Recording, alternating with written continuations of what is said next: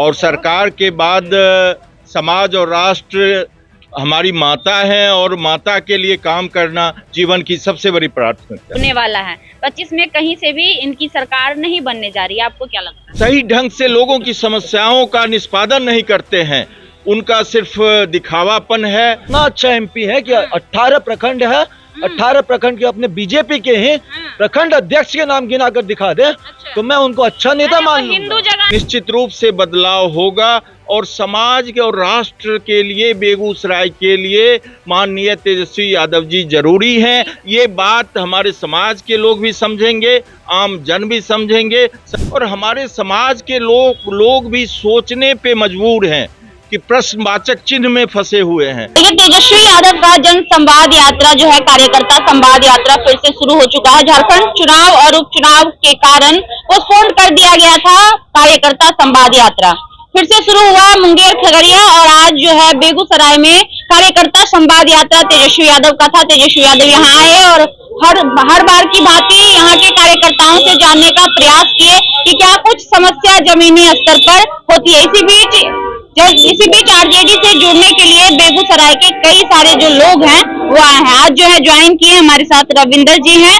ये पहले सरकारी प्रोफेशन में थे और अब ये रिटायर होने के बाद राजनीति में कदम रखे हैं। सबसे पहले तो सर बहुत बहुत स्वागत करेंगे। धन्यवाद आपको। क्या मन में आया कि रिटायर होने के बाद राजनीति में आना जरूरी समझे?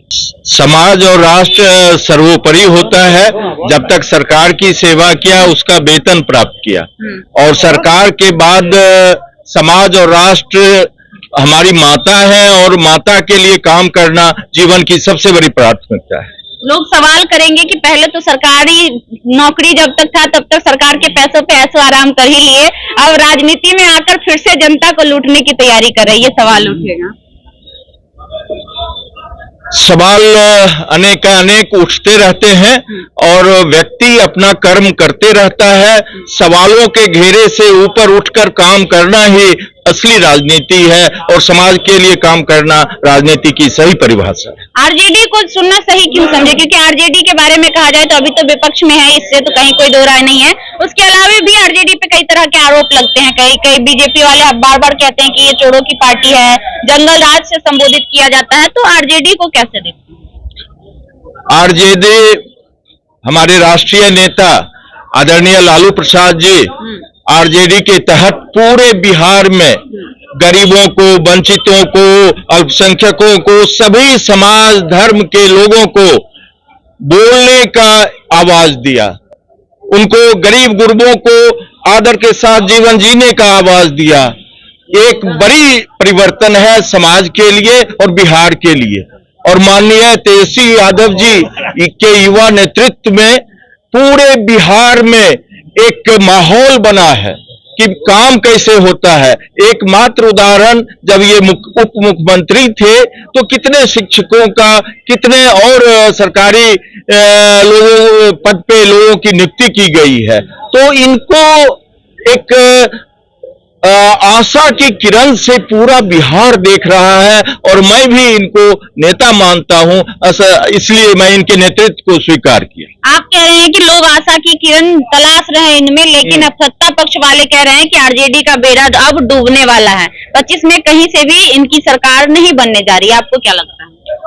मुझे तो लगता है कि पूरे बिहार में परिवर्तन का माहौल है और परिवर्तन निश्चित रूप से होगा और उसके परिवर्तन करता आदरणीय तेजस्वी यादव जी होंगे। परिवर्तन होगा और सारा चीज बदलेगा। जिस जिले से आप आते हैं, बेगूसराय जिले से, वहाँ पे भी बीजेपी का वर्चस्व है। सांसद पिछले 2 बार से गिरिराज सिंह बन रहे हैं। क्या लगता है कि बेगूसराय का जो राजनीति है वो आरजेडी के लिए इस बार कैसा होने वाला है? क्योंकि बेगूसराय में ज्यादातर सीटों पर जीत नहीं मिला। इनफैक्ट इनके अपने ही विधानसभा जहां से इनके विधायक थे वहां पर भी ये लूज किए हैं, मतलब असफल हुए हैं। लोकसभा चुनाव की हम बात कर रहे हैं। लोकसभा चुनाव कई मुद्दों पे, राष्ट्रीय मुद्दों पे लड़ा गया और दुर्भाग्य है इस बेगूसराय लोकसभा का भी कि ऐसे प्रतिनिधि हमारे मिले हैं जो कि लोगों को सही ढंग से लोगों की समस्याओं का निष्पादन नहीं करते हैं। उनका सिर्फ दिखावापन है और मैं उनको ओछापन कहूंगा।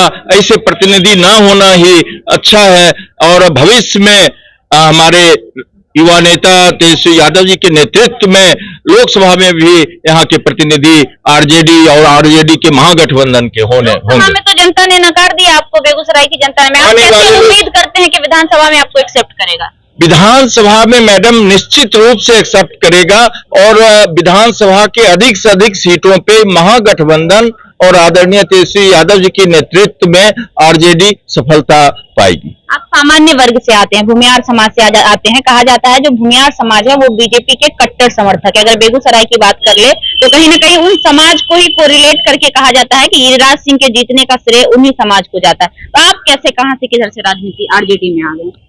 देखिए, मेरे दादाजी कॉमरेड ब्रह्मदेव बाबू थे, जिन्होंने कम्युनिस्ट का यहाँ जन्म दिया और सब दिन सत्ता के विरोध में समाजवादी आंदोलन के प्रणेता थे, प्रखर स्वतंत्रता सेनानी थे और उन्हीं का जो नेतृत्व है, उन्हीं का जो दिया हुआ संस्कार है, उसको देखते हुए और ये मानते हुए कि निश्चित रूप से बदलाव होगा और समाज के और राष्ट्र के लिए, बेगूसराय के लिए माननीय तेजस्वी यादव जी जरूरी हैं। ये बात हमारे समाज के लोग भी समझेंगे, आम जन भी समझेंगे, सभी धर्म के लोग भी समझ रहे हैं और परिवर्तन निश्चित रूप से होना। सवाल, आपने समाज की बात की। कहा जाता है कि जो सामान्य वर्ग के लोग आरजेडी में होते हैं वो वोटर को कन्वर्ट नहीं करवा पाते हैं, उनके ही समाज उनको वोट नहीं देते। आपको लगता है कि आप अगर आरजेडी में जुड़े हैं तो आपके समाज के लोगों को आप आरजेडी की ओर ला पाएंगे?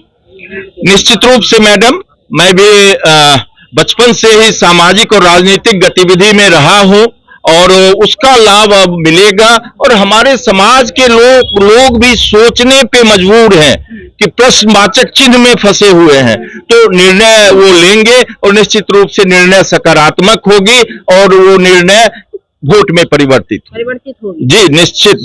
बहुत धन्यवाद तमाम कार्यकर्ता। हाँ बोलिए मैडम, जैसे आपने की बोला कि सामान्य वर्ग के लोग यहाँ पे बीजेपी के कट्टर समर्थक हैं, आप यहाँ पे पूछ लीजिए कौन है यहाँ पे सामान्य वर्ग, कौन है यहाँ पे हिंदू, कौन है यहाँ पे मुस्लिम, कौन है यहाँ पे पासवान, कौन है यहाँ पे पंडित जी, कौन है यहाँ पे शर्मा जी।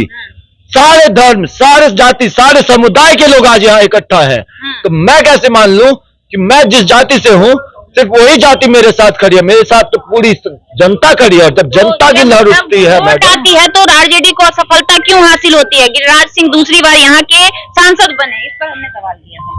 गिरिराज सिंह यहाँ के सांसद बने, ये हमारा दुर्भाग्य है और मैं आपको यस इतना अच्छा है, इतना अच्छा एमपी है, इतना अच्छा एमपी है कि 18 प्रखंड है, 18 प्रखंड के अपने बीजेपी के हैं प्रखंड अध्यक्ष के नाम गिना कर दिखा दे तो मैं उनको अच्छा नेता मान लूंगा। हिंदू जगाने का काम करते हैं, निकले हुए हिंदू यात्रा पे। हिंदू यात्रा वही तो विभाजित करो यात्रा है, उसको तो विभाजित करो। बटोगे तो कटोगे, अरे वही तो बटोगे तो कटोगे। तो यहाँ पर तो देखिए, यहाँ पे तो सब लोग हैं, कौन कट रहा है?